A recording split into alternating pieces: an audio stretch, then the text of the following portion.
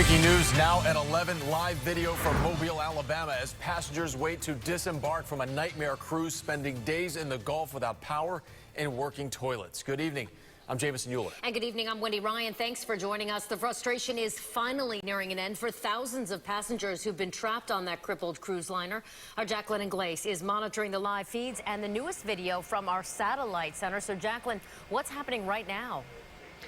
Wendy, we are just minutes away from seeing some of the first passengers disembark off of this ship. Here are some of the new images that are coming into the newsroom. You can see here, they're showing you the different decks on here. We have people out there cheering that they're back at port finally.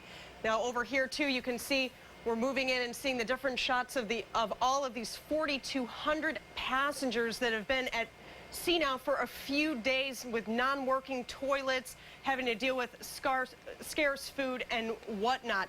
Now, the reason they're cheering, they have good reason to do that. Take a look at the conditions these passengers have been living in for the past few days.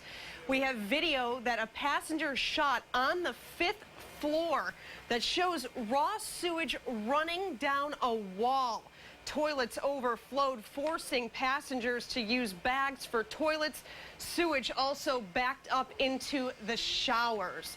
Now, as I mentioned earlier, food did become scarce on board. What they were eating today, we were hearing onion sandwiches, salmon sandwiches, whatever they could basically get their hands on board.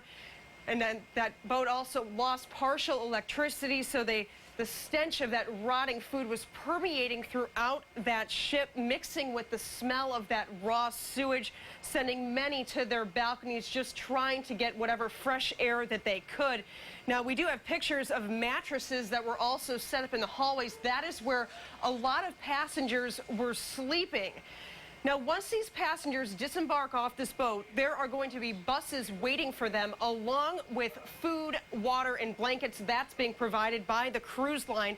Some of those buses are going to be bringing these passengers to New Orleans, where Carnival says they're going to charter flights that'll take those people back to Houston on Friday. Now, Carnival Triumph left port 9 days ago. It was on its way home Sunday when a fire in the engine room left the ship drifting into the Gulf of Mexico. The ship lost power, forcing some doors to shut automatically. While being towed to this port, though, this afternoon, one of the tow ropes snapped, delaying the arrival even more.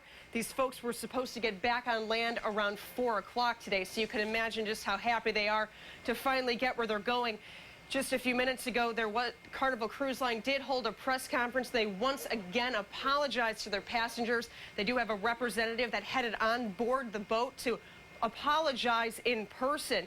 Now, we are learning that they're offering passengers, for the troubles they went through, a $500, a full refund, credit for another cruise, and a free flight home.